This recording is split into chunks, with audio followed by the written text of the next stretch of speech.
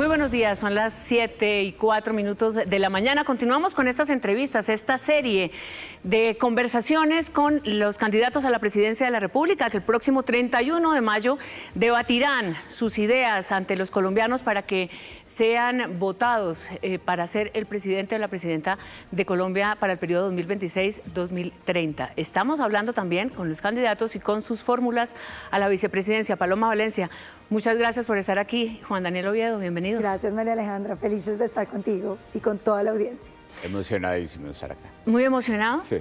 Las emociones suyas son que no vaya a tragar el periodicazo. Todavía no. Aquí está listo por si las moscas. Todavía no. Comencemos hablando del rol de ustedes, Paloma, en la oposición a este gobierno. Un gobierno que ha roto, de alguna manera, esas tradiciones políticas que tenía el país en el bipartidismo. ¿Cómo se ha sentido en la oposición y qué errores reconoce, digamos, le haya faltado hoy a ese papel? Porque han tenido que aprender a hacer oposición, ¿o no? Pues no, este es mi segundo periodo como opositora. Yo lo que creo es que lo que es muy difícil... ¿Fue opositora al gobierno Duque también? Santos. Ah, bueno, sí, no seguido, sí iba a decir yo, bueno, a ver. Gobierno Santos. ¿El Santos 2 o Santos 1? Santos 2. Ya. Yo llegué en el 2014, que era precisamente Santos 2, donde hicimos toda la campaña de no al plebiscito. Y fue duro esa oposición porque era un momento también muy polarizado del país. Pero yo encuentro aquí una cosa más difícil y es la promesa abstracta de que todo va a ser mejor con Petro. A nadie le importa si la reforma, por ejemplo, a la salud es buena o mala, sino, es que va a beneficiar, es una reforma social, luego beneficia a la gente. No, pero no te va a beneficiar, mira, te va a dejar sin salud. Y la gente dice, no, es una reforma social. Lo mismo la pensional, una reforma que hace impagable para las nuevas generaciones un sistema que es como patearle la pelota para que las nuevas generaciones tengan que pagar. Pero la gente dice, es que nos iba a beneficiar. No, no es verdad, no te iba a beneficiar. Es problemática. Lograr desempaquetar el paquete de reformas sociales para que la gente se dé cuenta que el problema no es el título, sino el contenido, ha sido difícil. Porque se le atribuye al papel de la oposición entonces oponerse, por ejemplo, a esas reformas que más que el debate sobre lo que usted está diciendo se interpreta como un bloqueo a esas reformas. Y en ese sentido el discurso de la oposición se convierte como en una piedra en el camino de esas reformas sociales. ¿Usted cree que la gente lo ha interpretado así? Claro, pero es que las reformas sociales no mejoran la situación del pueblo colombiano. Es decir, cuando usted le dice a la gente que se va a robar los ahorros pensionales de los colombianos para volverlos subsidios, pues quedan felices los de los subsidios. Pero ¿qué pasa 10 o 15 años más tarde cuando la gente que había ahorrado se encuentre con que no hay pensiones? Las nuevas generaciones de colombianos les toca pagar 30% más de sus ingresos para sostener eso. Entonces yo creo que lo que ha sido muy difícil es que estamos ante un gobierno que no le gusta entrar en el debate de los detalles, de si eso va a funcionar o no, sino que le gusta el concepto general. Y la gente, a diferencia de todos los gobiernos, le ha comido el cuento de que si él dice que es bueno, es bueno. Y resulta que cuando usted mira, por ejemplo, la reforma a la salud, ellos dijeron, vamos a demostrar cómo se administra la salud desde el Estado. Mire lo que pasó con el magisterio, un desastre, más de 2.5 billones de pesos tirados por la ventana y los maestros sin salud. Y cuando usted mira la intervención de la nueva EPS, que ellos decían, la manejan mal, usted tiene hoy los colombianos sin medicamentos, los colombianos sin citas y las deudas casi que impagables con hospitales, con médicos, con personal de salud. Entonces, todo lo que nos propusieron es muchísimo peor que lo que teníamos. Claro que había que oponerse. El Centro Democrático es un partido tradicional, digamos, más o menos nuevo dentro de la democracia colombiana, pero al final viene de una tradición partidista que se ha definido como la derecha. En ese sentido, ¿cuál es la modernidad para Colombia, digamos, enmarcados en pues en esa tradición que marca el partido y que de alguna manera está representando usted, Juan Daniel? Yo creo que la modernidad es efectivamente entender que hacer oposición a un gobierno cuya narrativa es vamos a hacer que los ricos también lloren. Es muy difícil, porque en este país de tanta desigualdad, esa narrativa la consume la gente. La gente dice, que le quiten los ahorros a los que tienen ahorros pensionales para ver si le damos plata a los viejitos, ¿sí? Que le quiten los beneficios a las universidades privadas para ver si las universidades públicas, que es la reforma de la educación, ¿sí? La reforma de la salud, que le quiten la plata a los corruptos de las EPS, que es que supuestamente para un sistema de salud que ahora es el que financia las campañas políticas. Hacer oposición en ese tipo de escenarios, reconociendo que hoy la mitad del país quiere que los ricos también lloren, es difícil y es incómodo también. Y eso implica que la modernidad es permitir conversaciones. Por ejemplo, Paloma inicia su intervención diciendo que ella inició oposición haciendo campaña por el no. Hace 10 años la paz de ese país nos dividió y ahora lo que queremos es decirles, divididos las cuentas no nos dan. Tenemos que sumar y tenemos que lograr que el centro político que yo estoy representando sea lo suficientemente sensato para definir el rumbo y no necesariamente esperar a la segunda vuelta a inclinar la balanza. Ustedes mencionan lo del no y creo que es un tema, por supuesto, que está central en esta propuesta que ustedes están haciendo de sumar. ¿Cómo se suma, teniendo ya el lado de los del no, cómo se suma a los del sí que está representando Juan Daniel Oviedo? Se suma reconociendo las diferencias, María Alejandra. Yo creo que una de las cosas que le hace falta al país es pensar que uno sí puede trabajar con gente con la que no está de acuerdo y que los problemas no se analizan en abstracto, sino en concreto. Y cuando usted baja al tema ya concreto de qué es lo que necesitamos, pues las cosas van a irse decantando naturalmente. Yo creo que si uno mira para atrás, es imposible ponernos de acuerdo. Pero si tú miras hacia adelante, sobre la Colombia que queremos construir, sobre las posibilidades que como país tenemos. Creo que tenemos todas las posibilidades de escribir la página en blanco, que es nuestro destino, con buena letra, entre todos, para una Colombia en que quepamos todos. Usted es filósofa y la filosofía obviamente se basa en revisar permanentemente esa pregunta existencial del ser humano. En esa idea de sumar, ¿usted tiene líneas rojas? ¿Hay gente que no van a sumar? ¿Hay gente que resta en su propuesta? Pues hombre, yo creo que hay una gente que resta y yo creo que es toda la gente que esté vinculada a escándalos de corrupción. Porque es que aquí lo más importante son las manos limpias. Creo que un país está fatigado de una politiquería marcada por la corrupción, marcada por los recursos públicos que no le llegan a los colombianos, un Estado que no funciona, un Estado que es como allá aparte, que se consume toda la plata y que no deja que pase. Yo creo que la línea roja que yo tengo es una línea de moralidad que implica que usted ni robe ni asesine. ¿Qué pasa, Juan Daniel Oviedo, con sumar una comunidad como la LGTBIQ+, que obviamente usted naturalmente representa porque es homosexual, en una propuesta que, pues que viene sustentada por religión muy fuerte? Y voy a preguntar ahora por ese peso de la religión en la política en una definición constitucional de un Estado laico. Pero hablemos un poco de eso. ¿Cómo sumar esta comunidad que está teniendo en usted confianza, pero que tiene obviamente alrededor de esta propuesta del Centro Democrático también unas, digamos, ¿cómo llamarlo? No obstáculos, pero sí por lo menos pues como unas formas vamos a mirar con cuidadito esto?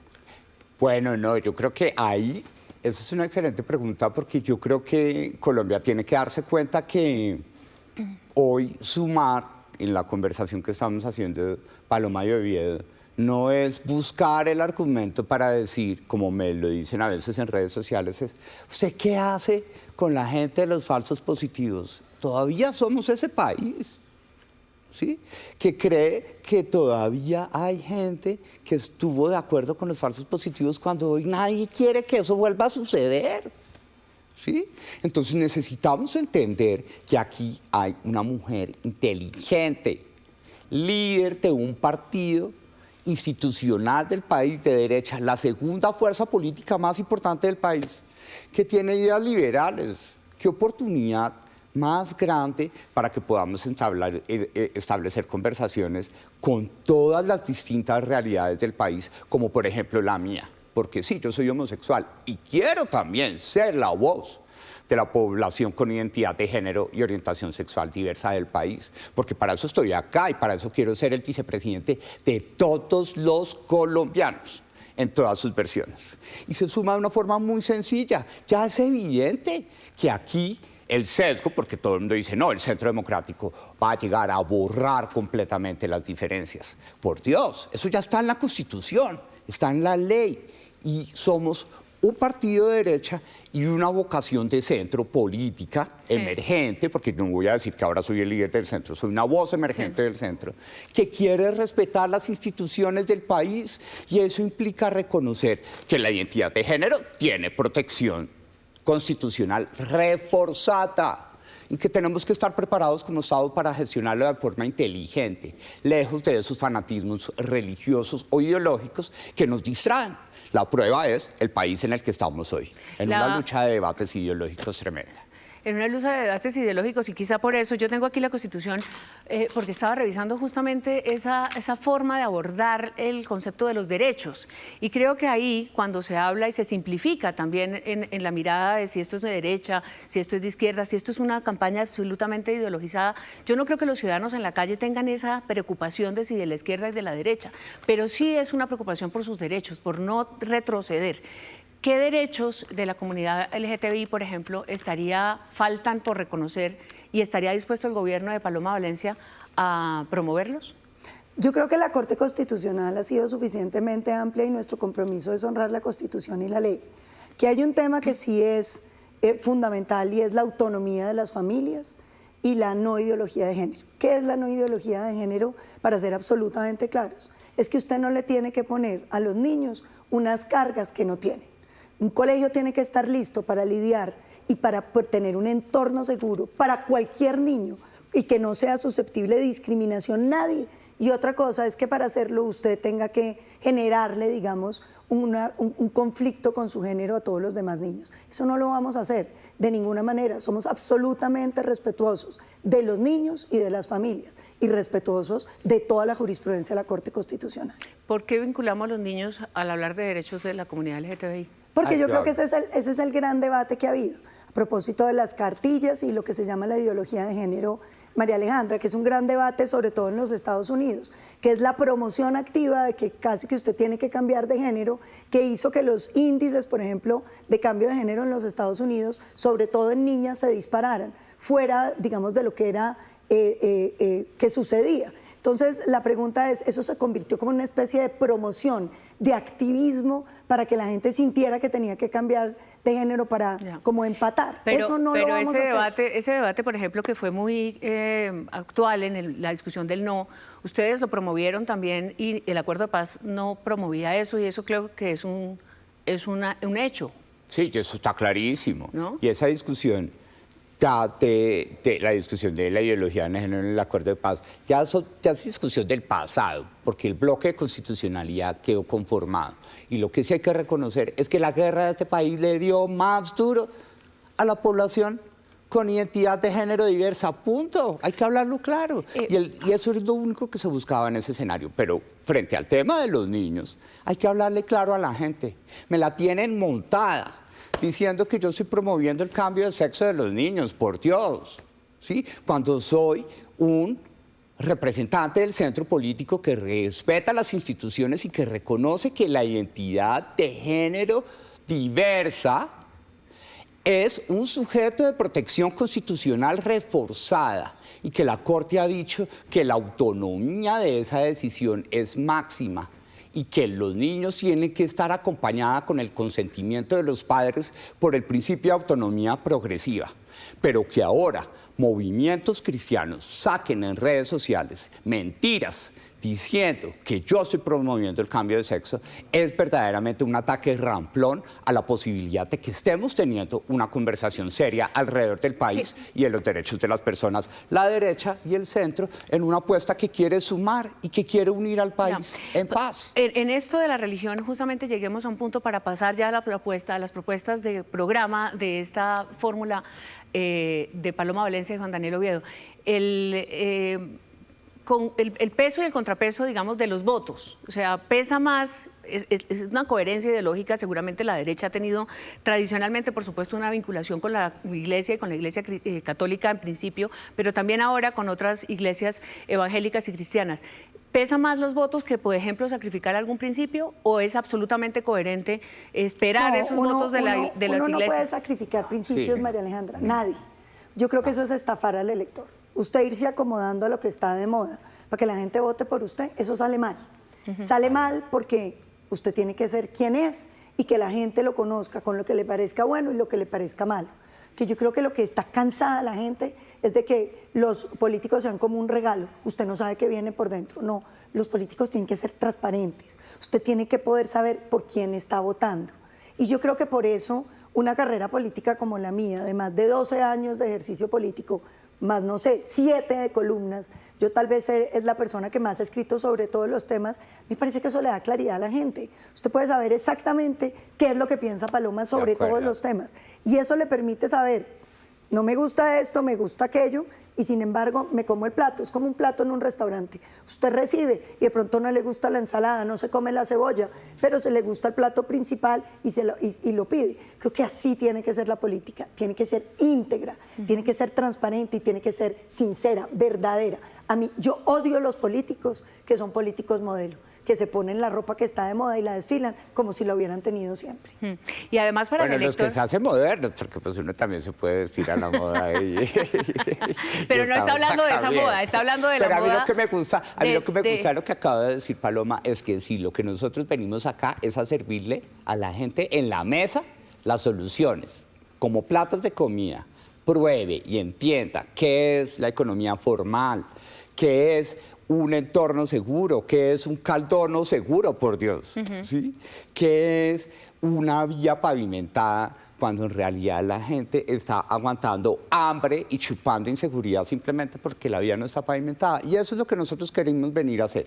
Y que el país se quede con el tema de que hace 10 años que el sí, que el no, que la ideología de género que ni existe. Por Dios, ni existe. Pero mire, solamente para insistir en esto del pasado, que usted lo ha mencionado varias veces, Juan Daniel, dicen los politólogos que, y obviamente también hay una reflexión, que los países que no resuelven y que no entienden y que no tramitan su pasado, les queda más difícil plantear los caminos hacia el futuro.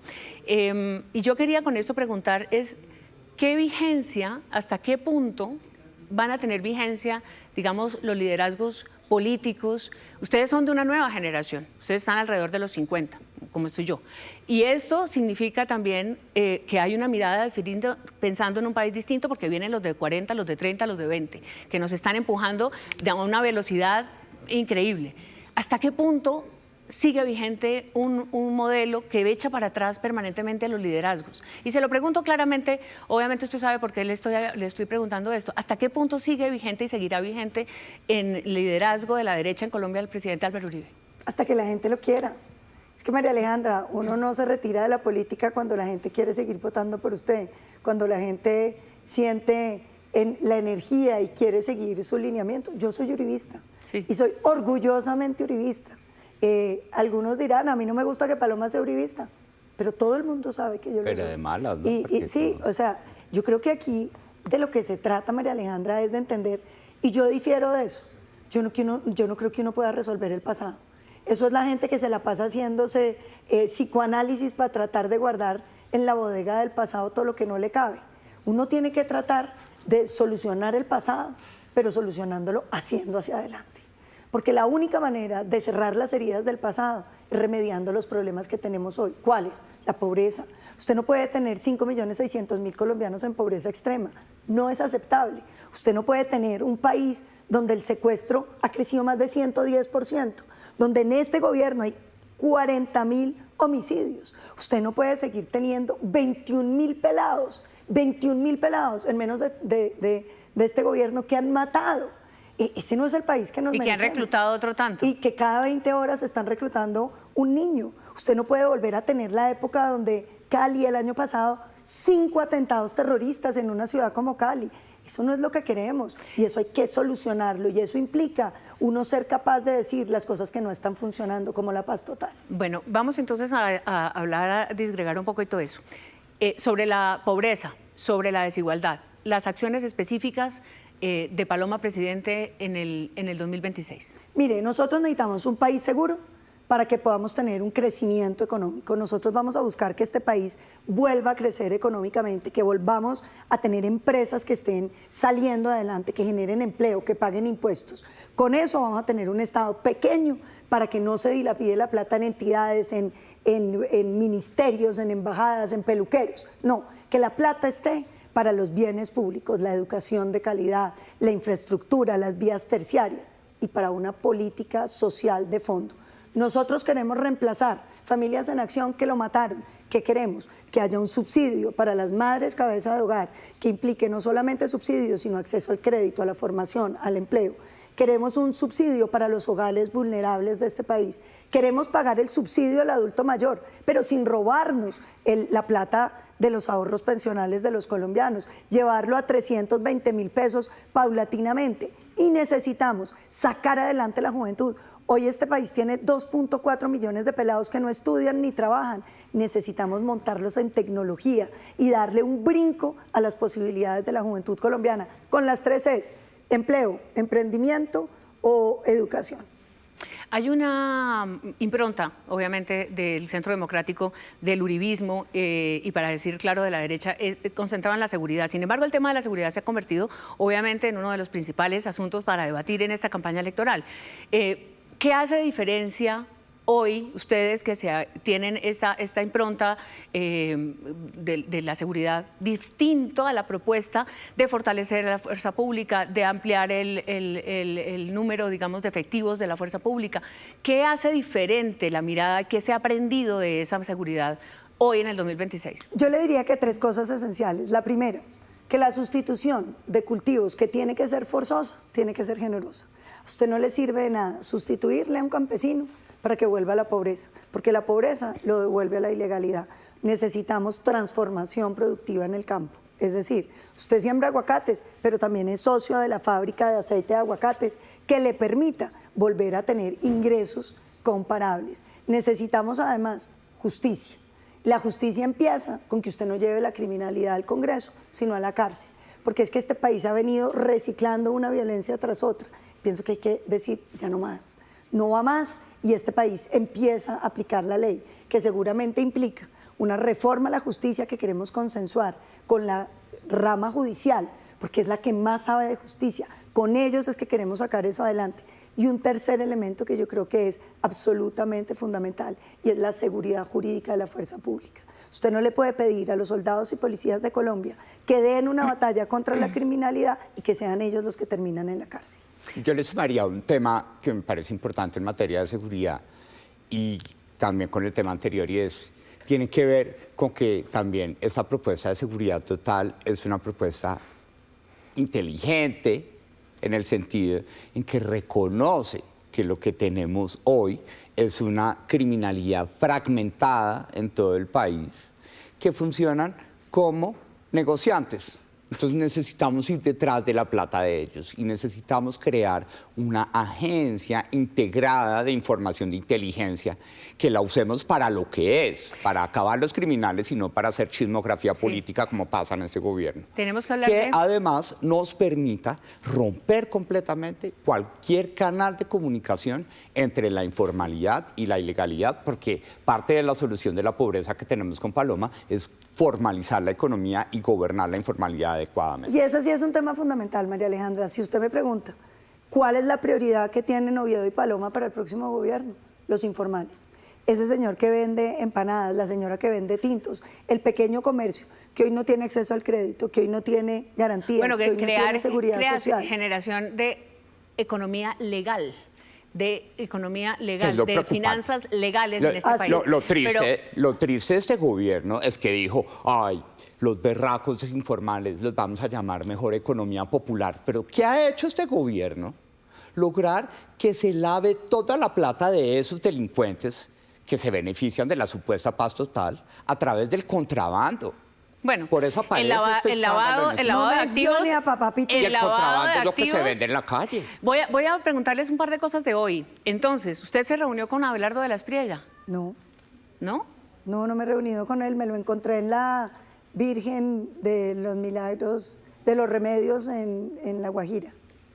Están diciendo algunos medios, colegas, que hubo una reunión en el Club El Nogal con Abelardo de la Espriella? Pues no era conmigo. ¿Qué pasa con Abelardo de la Espriella? Y perdón que entre en política, pero vamos a ir redondeando. Le digo perdón porque me gusta más que los precandidatos puedan hablar de sus propuestas, pero hay una realidad.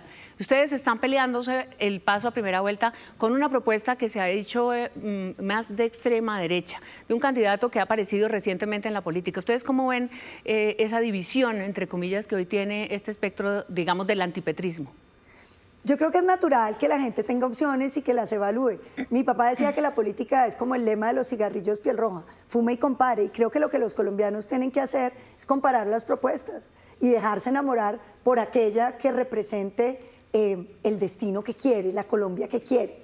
Nosotros estamos convencidos de que la propuesta Paloma Oviedo es una propuesta de una Colombia feliz, de una Colombia donde cabe todo el mundo, de una Colombia con manos limpias, de una Colombia que quiere trabajar para sacar este país adelante, pero cada uno es libre de votar por quien quiera. Y yo creo que también es importante dejar clara una diferencia, y es que tal vez en la propuesta de Abelardo sus pilares están basados en una aspiración de país, ¿sí? De refundar todo, pero aquí no estamos hablando de una aspiración de país, estamos hablando de una realidad de país. Tanto es así que para conformar esta dupla le pusimos la verdad de nuestras diferencias al país. Podemos hablar de nuestro pasado con total transparencia para verdaderamente tener la legitimidad de construir con ustedes y todo el país en sus distintas realidades un mejor futuro para Colombia. Entonces esta apuesta es ganadora. ¿Ustedes diferencian esa mirada de sumar a distintos de la polarización? Yo creo que el país está muy cansado de la polarización. Ahora, yo también tengo que ser franca. La no polarización no significa que usted no pueda criticar nada. La no polarización no significa que nos volvamos todos idénticos, que nos peluquemos para caber idénticos como en un mismo formatico. La no polarización implica el respeto, implica el querer elegir un presidente que quiera a todos los colombianos por igual, que no fomente el odio entre los colombianos. Exacto, y esa mitad de los colombianos, como estamos viendo, representará el petrismo. Usted está diciendo, es distinto Abelardo de la Espriella, pero sumando para segunda vuelta, ¿habrá que sumarlo? Yo creo que son conversaciones en las que el 1 de junio estaremos acá definiendo cuál va a ser la posibilidad. Lo que yo sí tengo seguro es que esta apuesta entre Paloma y Oviedo, a punta de votos, va a pasar a segunda vuelta. Y va a pasar con una posición en la que vamos a ser capaces de emocionar a este país. Porque lo que pasa, María Alejandra, discúlpame, me tomó 30 segundos, es que lo que no podemos dejar de ver es que hay una mitad del país que está contenta con todo esto. Bueno, pero además... Entonces necesitamos lograr emocionar a la gente que sí quiere que esto cambie y que Colombia sea un mejor país y que respetemos nuestras instituciones. ¿Y cómo pasar Tenemos entonces de eso, que no se trata de estar peluqueados igual, no la polarización, es el respeto de los demás y el respeto por el petrismo y por los petristas, por los ciudadanos colombianos que han creído y que pueden ir a votar eventualmente por otra campaña? ¿Cómo sumarlos en un eventual gobierno de ustedes? María Alejandra, yo he invitado alcaldes, a toda concejales, la gente diputados que votó por Petro a que vote por nosotros. A todo el petrismo lo invito a que vote por nosotros. A los que están arrepentidos y a los que no están arrepentidos. Porque esta es una apuesta de país donde caben todos. Ahora, yo no pretendo que los líderes petristas vengan para acá, ni más faltaba. Porque es que la democracia exige tener oposición. Claro. Que hagan una oposición democrática y respetuosa. Pero a las bases petristas las invito. Y mi compromiso es, María Alejandra, como es el de Oviedo, que queramos a todos los colombianos por igual, que no tengamos un gobierno que ande mirando con ojito, ¿usted por quién votó? A ver si le ayudo o no. Este municipio donde ganamos o perdimos, a ver si el alcalde tiene derecho a que el Estado venga. No, hay que querer a todos los colombianos por igual. De eso se trata ser presidente. Eso es como ser la mamá de una gran familia. Usted no puede querer a un hijo más que al otro, tiene que quererlos a todos por igual, unos que son de una manera y otros que son de otra. Respóndeme muy corto porque me tengo que ir, ya me están pidiendo que cierre. La salida, vacaciones, licencia de Ricardo Roa y Ecopetrol. ¿Usted cómo evalúa esa jugada que hoy está obviamente haciendo el gobierno de cara, por supuesto, a las elecciones? Yo lo veo de parranda con Carlos Ramón el fin de semana. Le veo que le lleve los saludos de Cepeda al tirano Ortega. Bueno, ese es el cierre entonces de esta charla. Muchísimas gracias, mucha suerte con su campaña. Todavía queda bastante tiempo de esta larga campaña que empezó para ustedes como fórmula 55 días, hace poco con sus noches. Esta ha sido la conversación con Paloma Valencia, con Juan Daniel Oviedo, en esta serie de conversaciones. Mañana tendremos aquí a Abelardo de la Espriella y a su fórmula a la vicepresidencia. Muy buenos días para todos.